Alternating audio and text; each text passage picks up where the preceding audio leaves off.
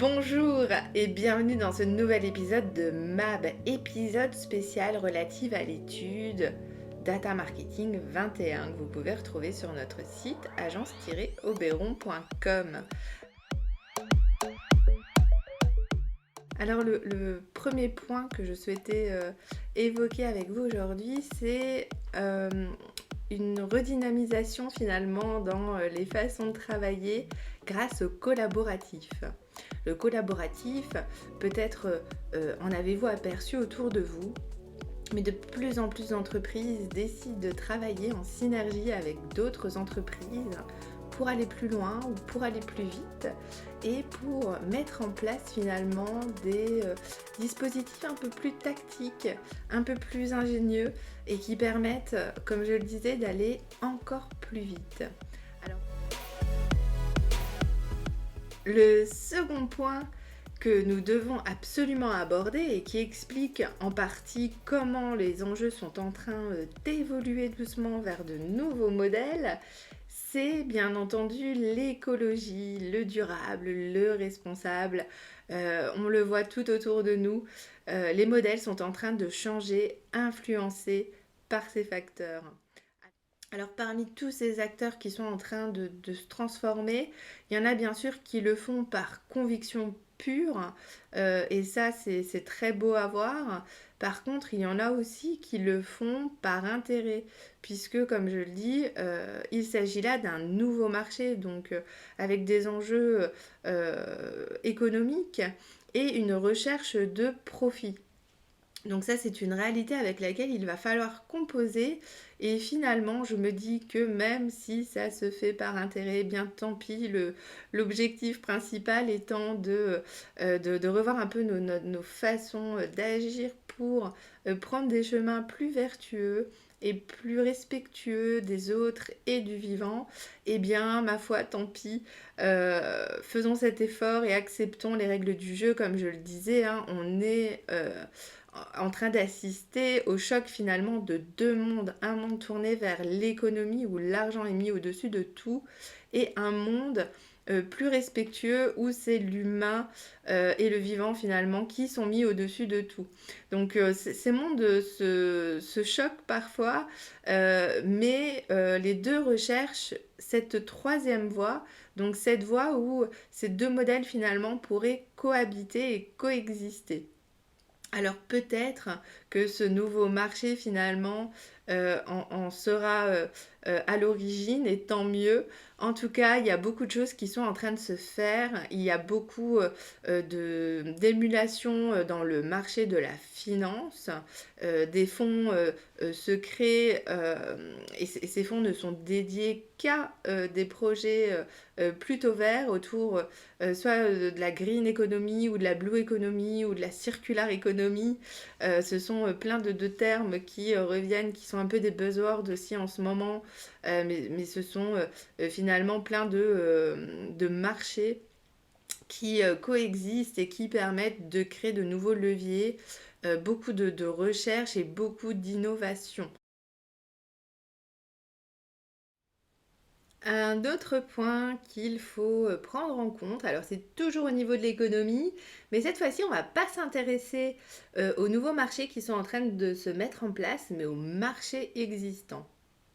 Et là, peut-être l'avez-vous déjà remarqué, on a vraiment une concentration de certains acteurs dans certains secteurs. On parle beaucoup des GAFA qui ont atteint des tailles d'entreprises gigantesques comme jamais c'était arrivé auparavant et qui ont construit finalement de véritables empires, des empires qui tiennent même tête aux États et contre lesquels eh bien, les nations ont de plus en plus de mal à imposer certaines normes ou certaines demandes.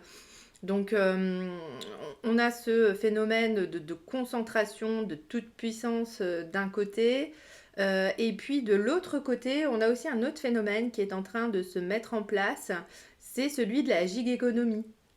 Alors là aussi, hein, on a beaucoup d'exemples autour de nous. On a eu beaucoup de freelance hein, qui se sont lancés il y a quelques années maintenant.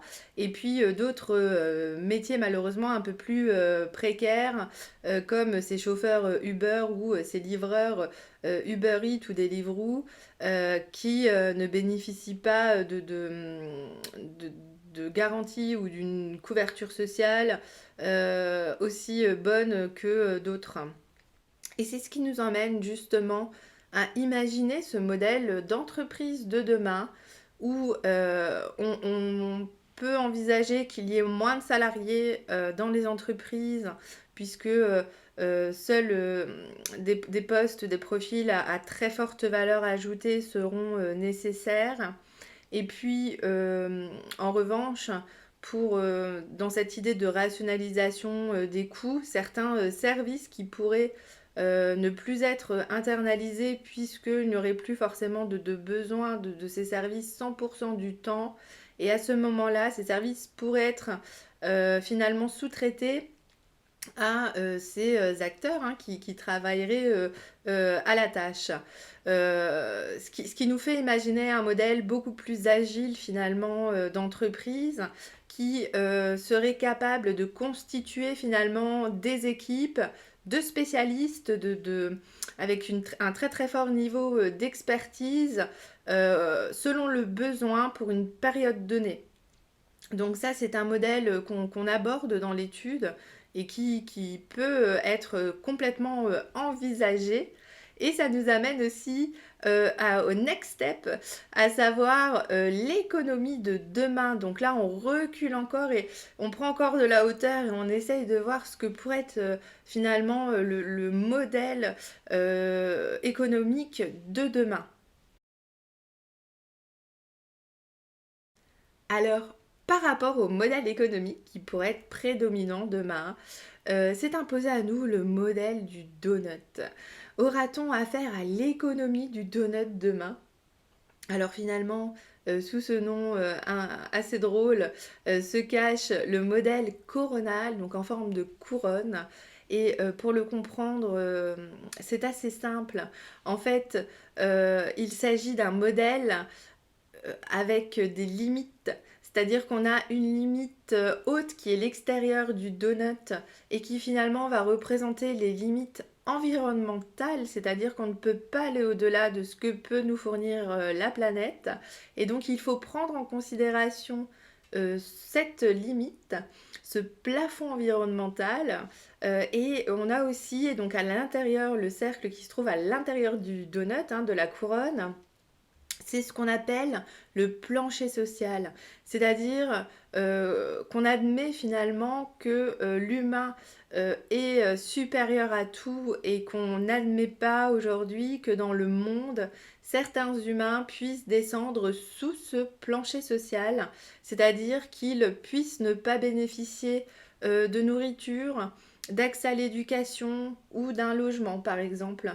Donc c'est assez intéressant puisque finalement on voit que les deux modèles, donc ce modèle du monde d'avant plutôt tourné vers l'économie et ce modèle du monde d'après, donc plutôt tourné vers l'écologie, finalement peuvent complètement cohabiter avec ce nouveau modèle coronal.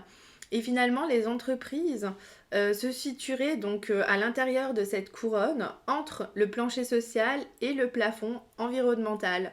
Donc ce serait vraiment le consensus qui serait attendu de la part de chaque citoyen, de chaque nation et de chaque entreprise qui font partie de la planète, hein, parce que ce serait vraiment un modèle à échelle mondiale qui serait envisagé et qui permettrait finalement à tous eh bien, de s'y retrouver.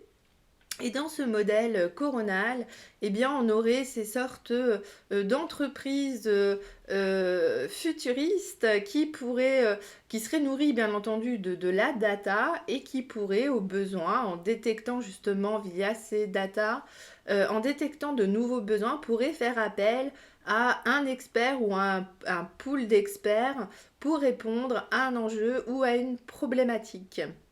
Donc voilà, c'est le modèle, entre guillemets «idéal», qui pourrait être mis en place. Alors après, attention, on est bien d'accord, alors le plafond environnemental, la limite, elle est plus ou moins, connue, hein, on sait quelles sont les limites aujourd'hui, de la planète, hein, pour, pouvoir, nourrir sa population, ou lui apporter l'énergie qui est nécessaire.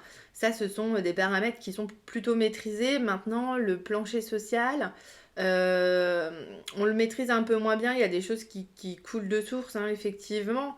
Maintenant, est-ce qu'on va partir sur un modèle juste ou est-ce qu'à nouveau ce plafond et ce plancher vont être prédéterminés par des logiques économiques?